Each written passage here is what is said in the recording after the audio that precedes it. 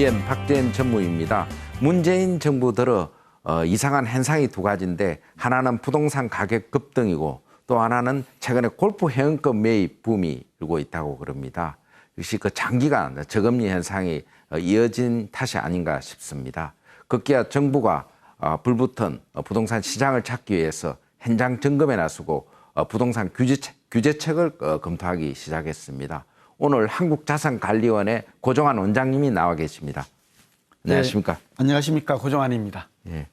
정부가 이제 부동산 투기 단속에 나섰는데 그런 게 결국은 어떤 지금 불붙은 시장을 어느 정도 진정시키는데 어느 효과가 있을 거로 봅니까? 그렇죠. 진정 효과가 있을 것으로 보고 있는데요. 네. 사실 이제 단속이 주로 강남권을 겨냥해서 나왔잖아요. 네. 200명 넘게 나왔는데 문제는 공인중개사, 중개업소가 대부분이 철시를 했어요. 네. 문을 닫고 이제 잠적을 해버린 것이죠. 네. 그러다 보니까 실제 단속 효과는 거의 없다. 이런 분석이 나오고 있고요. 다만 이렇게 과거의 경험해 보면 단속이 나왔다는 것은 정부가 이제 규제 대책 발표가 임박했다라는 하나의 신호로 볼 수 있죠. 그리고 이런 것들이 이 투자 심리에는 상당히 영향을 줄 것으로 생각이 듭니다. 그리고 최근에 그 한국은행의 이주열 총재가 금리 인상을 시사하는 발언을 했습니다. 그게 어떻게 보면 더 큰 시장에 그 영향을 줄 수 있는 재료가 아닌가 싶은데 어떻습니까? 그렇죠. 좀 전에 제가 이제 새로운 강남권을 비롯한 이제 과열 양상을 보이고 있는 지역에 대한 규제 대책이 나올 것으로 이렇게 이제 임박했다 이런 말씀을 드렸잖아요. 그런데 어쩌면 이주열 한국은행 총재는 이제 금리 인상 시사 발언을 했는데 이게 더 큰 영향이 어쩌면 두 개가 더 합해지면 시너지 효과가 날 것이다 보여지는 것이죠. 이주열 총재가 이런 발언을 하게 된 거는 두 가지로 보여집니다. 하나는 이제 요즘 경제가 좀 회복세가 좀 빨라지고 있고 어쨌든 IT와 반도체 중심이긴 하지만 그리고 나서 이제 물가 상승 압력이 나타나는 게 아닌가. 그리고 이제 미국을 금리 인상이 이제 임박하게 되니까 우리도 이제 기준금리를 인상해야 되겠다. 이런 여러 가지 이유가 좀 복합된 것으로 보이는데 어쨌든 금리가 올해 기준금리가 인상이 된다면 앞으로 나올 것으로 이제 예상이 되는 정부의 규제 대책과 함께 상당한 영향을 줄 것이고 과거 경험을 비춰보면 이 돈줄을 조이는 금융 대책은 그 효과가 매우 컸었던 그러니까 고강도 대책이라는 점을 알 수 있죠. 그런 점에서 이제 시장이 어떻게 변화할지 그런 것들을 미리 가늠해 볼 수 있는 지표라고 볼 수 있겠습니다. 그래서 이제 김동연 신임 이제 경제부총리가 부동산 시장 가해를 자시하지 않겠다 그러고 또 지금 김현미 건교부 장관 후보죠. 후보자도 어쨌든 여러 가지 금융 쪽에 대출 규제를 해야 된다. 이야기를 했는데 추가로 어떤 대책들이 좀 나올 거로 좀 보이시죠? 그렇죠. 이제 좀 전에 전무님께서 이제 오프닝 멘트에서 사실은 부동산 가격 급등의 이유가 이제 저금리 유동성이 증가했다라는 것이잖아요. 거기다 하나 덧붙이면 사실은 박근혜 과거 정부에서 규제 완화가 이 두 가지가 부동산 가격을 급등시킨 주요 요인이다. 우선 이런 분석을 말씀을 드리고요. 두 번째는 그러다 보니까 이제 금리도 지금 오를 가능성이 커졌죠. 기준금리가. 거기다가 규제 완화가 규제 강화로 이렇게 이제 부동산 정책의 기조가 선회하는 이런 점은 매우 좀 주목할 만한 변화다. 그러니까 집값을 끌어올렸던 상승 요인이 이제 그 반대로 하락 요인으로 작용이 된다는 것이고 현재 정부가 검토되고 있는 것은 크게 서너 가지로 보입니다. 우선 LTV와 DTI 이게 올해 7월 말까지 사실은 완화가 됐거든요.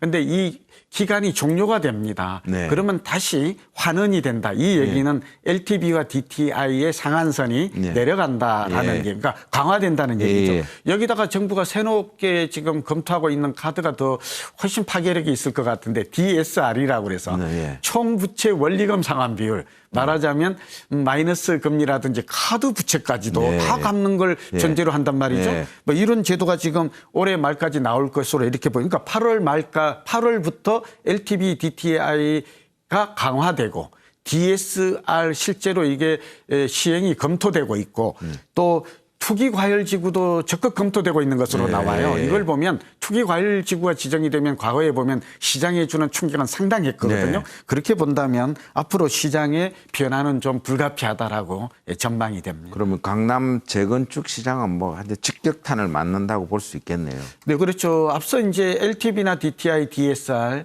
투기과열지구 지정은 이제 강남권 겨냥입니다만 이런 것들은 시장 전반에 주는 영향이 큰 것이죠. 근데 그 중에서도 가장 큰 영향을 받을 곳은 어디인가? 이제 전무님 말씀하신 대로 바로 강남권의 직격탄을 받을 것 같아요. 강남과 이제 과천 이런 지역들 많이 올랐던 여기에 제주도와 세종시와 부산 해운대의 구도 일부 포함되지 않을까 이런 전망도 나오고 있죠. 어쨌든 강남 재건축은 많이 올랐어요. 저희 전문가들이 연구가들이 볼 때도 과거의 고점을 훨씬 뛰어넘었고 평균 상승률보다 한 서너 배 이상 높고 지금도 보면 매수자가 더 많은 걸로 보이고 또 투기 수요가 강남권은 한 30%다라는 이런 분석 보고서도 있어요. 여러 가지를 본다면 정부의 규제 대책이 나오게 된다면 가장 큰 영향을 받을 곳은 강남권이고 정부도 실제로 전체적인 시장보다는 국지적인 맞춤형 대책을 내겠다. 맞춤 이런 얘기를 하는 거거든요. 결국 강남권을 겨냥한 고강도 대책이 나오고 여기다가 이제 재건축이 가장 큰 직격탄을 받을 것 같은데 초과이익 환수 제도가 올 연말로 또 종료가 됩니다. 그러면 세부담이 없었던 이런 재건축 단지들이 내년부터는 많은 세금을 부담하게 되면 그만큼 재건축을 비롯한 강남의 가격은 상승하기보다는 하락세로 변곡점이 올 가능성은 커졌다라고 분석이 됩니다. 그러면 이제 부동산 실수요자들은 어떻게 뭐 투자 대응이라든지 뭐 청약 전략 같은 것도 좀 바꿔야 되는 건지 어떻게? 네, 실수요자 입장에서 지금 굉장히 기로에 섰죠. 선택의 기로에. 왜냐하면 전세 가격은 계속 오르는데 또 강남권은 너무 많이 올랐고 그러다 보니까 이제 이러지도 저러지도 못하는 진퇴양난이 제가 상담을 해보면 그래요.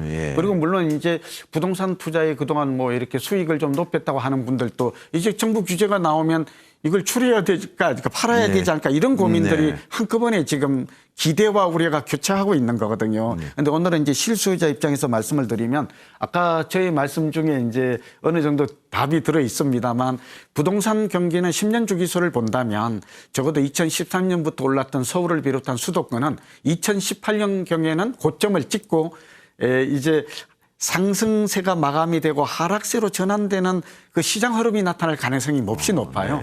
다만 이제 강남 재건축은 2012년부터 올랐으니까 올해 말까지 여기다가 규제까지 금리 인상까지 더해지게 되면 정말 이제 상승은 어려워진 것이죠. 그래서 두 가지를 제안하고 싶어요.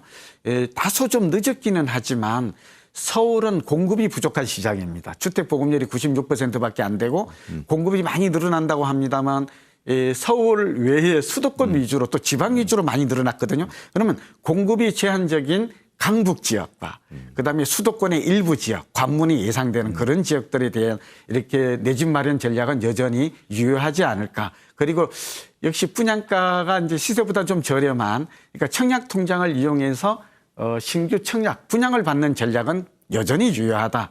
그리고 이제 우리가 금매나 경공매 이런 거 있죠. 이런 것들에 대한 전략은 여전히 유효하다 보이는데 제가 이제 좀 정보 차원에서 지역을 잠깐 말씀드릴게요. 강북 쪽에 어느 네, 강남은 이제 좀 피하는 게 상책이다라는 말씀을 드렸죠.